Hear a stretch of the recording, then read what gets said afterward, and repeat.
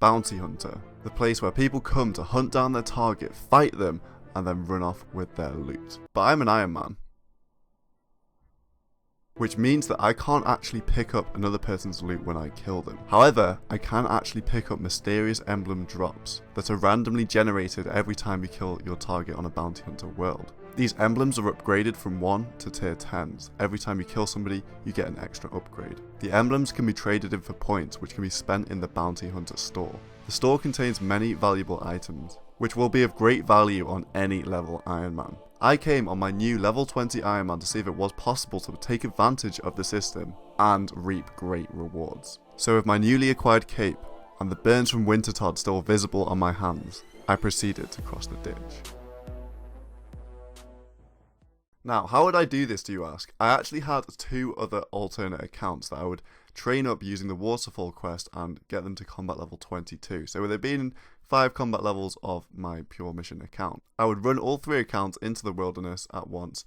If one of the accounts became a target of pure mission, I would proceed to kill the account and then see if we got an emblem drop. The only way of getting tier 1 emblems on an Ironman account is to kill wilderness bosses or wilderness slayer monsters, which was out of the question because I'll be out of the combat level range where this would be a feasible method of abuse. The second option was to get a bounty hunter target and hope that I received the random drop of the mysterious emblem tier 1, which scales on combat level, so it potentially would take quite a while. Every time I got a different target to one of my own accounts, I would skip them and then run back into the wilderness on the accounts, hoping that they would be matched up together. I really needed to get this tier 1 so I could start building it up to a tier 10, and therefore abuse the Bounty Hunter shop to its maximum potential. So I did actually start off by killing my accounts pretty regularly. It was okay. I was getting my accounts as targets semi-frequently. I would kill both of them, then I'd go do something else for half an hour, and then come back, hoping the game had forgotten that they'd assigned me as targets. And this seemed to work. I don't think it would give me a target straight away after I just killed them, because there's a 5-minute cooldown after you kill somebody. Plus, I imagine the game has something coded into it which wouldn't allow you to be assigned the same target in a time frame of 30 minutes or so.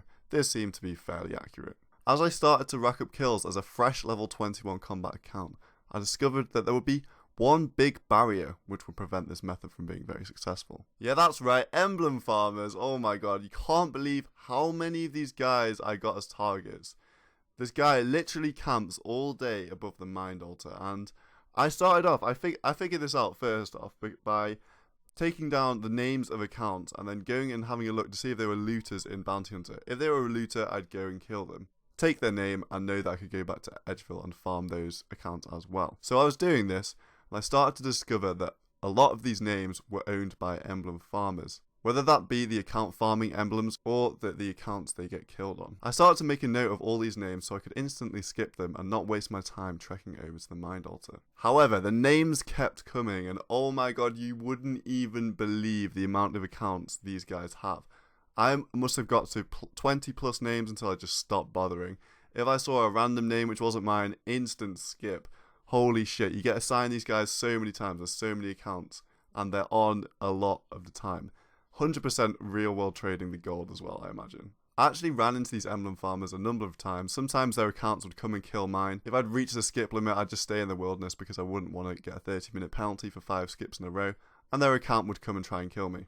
I actually had one conversation with an emblem farmer saying they offer a service, a new hardcore Ironman, ultimate Ironman and normal Ironman, to get them a tier 10, which would cost 30 million GP. And I did in fact observe a few people using their service. Now these sorts of operations have been documented on YouTube before. I didn't actually realise the scale of the whole thing. Honestly, I'm talking 50 to 100 accounts here. So many level 22s. They just do waterfalls, teleport to the mind altar, run back up, log out, and they log in on a fresh batch and like 10 appear in front of the mind altar. Hell, if you went to the north of the mind altar right now in a Bounty Hunter world, I bet you could see people farming emblems. At this point, I was approximately 25 kills dry of getting a tier 1 off my own accounts. So I was getting pretty demotivated by being assigned these farmers all the time, and it was ruining both of our farming experiences. So I had to come up with a new plan to get an emblem. I investigated ways in which I could get a tier 1 emblem through the route of Wilderness Slayer. Now this will be in the next progress video because I want to keep this vid strictly Bounty Hunter based, but I did in fact receive some tier 1 emblems from doing Wilderness Slayer. Now I didn't want to do too much Wilderness Slayer because as I started to advance my range level, my combat level will in turn eventually advance, and this method would no longer work. So I took my freshly gained emblems back to Bounty Hunter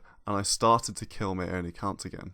It was such a difference. It was such a change to have every kill feel as though it meant something. I was progressing to something bigger. I was no longer spending countless hours going dry on tier 1 drops from killing people. I would kill my own accounts, I would kill looters, and I would repeat. And all this led me up to the final moment. I had done it. I achieved a tier 10 on my level 21 Ironman. And then I went and did the same thing again. And then I would have gone and done the same thing again, but I planked to a mammoth for a tier 1. Rage. And then I went and did the same thing again. And then I would have done the same thing again if it wasn't for this clip. This is a bad idea. Oh. Oh, I can't believe this has happened. I can't believe this has happened. I just died to a 7. That's like 5 hours. Oh my god, I can't believe it. And for the last time, I went and did it all again. So here we are at the shop, the emblem trader on my pure Ironman, and I've got 2 tier 10 emblems in my inventory. Been farming for days for these. Honestly, it is not worth trying to farm for emblems. You do not get enough of them as drops, and it was definitely a huge waste of my time doing this, but at least I managed to reap some sort of rewards. From 2 tier 10 emblems, you can expect to get around 2 mil in GP. So I'm going to just buy some random shit. I'm going to see if I can actually purchase one of these teleports, because I haven't done Desert Treasure yet and they might be good for rune crafting. I'm going to buy a rune pouch as well, because I may as well, fuck it, like, it's going to be a long time till I use a rune pouch anyway. I'll probably be going PKing anyway before then and get my own tier 10 that way. So yeah, going to get some dragon battle axes on the account, because everything in the shop alks for the same amount based on the points. Like, it doesn't really matter what you buy. So I may as well buy the highest priced items, and then I'll be able to sell them faster. Right, just bought some rune legs with the remaining points, and this is what we got from 2 tier 10s. If I add them all in here, you can see 1.7 mil cash. Now, I'm still an Iron Pure, and I still want to be quite low combat level for a decent amount of time, so I'm not going to alk these. In fact, I'm going to turn them into GP by selling them to the bandit camp shop. Here we are, I'm 10 HP, I'm risking hella money in the wilderness. We're going to sell these dragon battle axes. They sell for alk price, so 120k is a high alk value. This store in the bandit camp in the wilderness does actually buy 1 each for the high alk value, so figured I may as well go sell them in here. Going to sell them gradually, probably not going to get PK'd, if I'm honest. It was quite hard to get into this without dying. Okay, just 2 more battle axes to sell, and then we'll be good. These bandits have been so annoying. Oh my god, I've nearly died a lot of times, but I started scouting worlds on my other Ironman. So there we go, sold all the battle axes, and I've got 1.7 mil GP in the inventory, and we've still got 10 HP, 1 prayer. We're still level 22. So, yeah. Oh, I can't tell you. This is awkward. Am I going to have to make a run for it? Let's fucking go. Oh my days. Level 130s everywhere in multi. We should be okay. If we can just teleport out here. There we go. So the timings are a little bit all over the place in this video, but I did get another 2 emblems, spent them all on B-axes, and went and sold them in the shop again, making just under 2 mil this time, taking the total profit to over 3 mil GP for this video. So would I say that this was a success? Well, somewhat. I did end up getting something in the end, but I'd put in a lot of hours to actually get to this point. It really wasn't worth the time. It actually took me that long to try and get a tier 1 drop that I ended up giving up and going to Slayer. So, was it worth it? If I did Pyramid for all this time, I definitely would have made over 5 mil GP, if not more, and gained the XP. So, you know, wasn't worth it. You just don't get the emblem drops often enough on a level 20 account, but it was definitely worth trying. I wasn't born yesterday. I understand that this video will come with some controversy, and a lot of people won't have liked this. As for boosting for a rune pouch, I'm sure all of your family-friendly Ironman YouTuber and streamer friends have done this as well. I haven't seen very many Ironman PKing, and I can link you to my old Ironman PK videos. I got it legit. Can't say a lot of the people in the top 10k will have done that.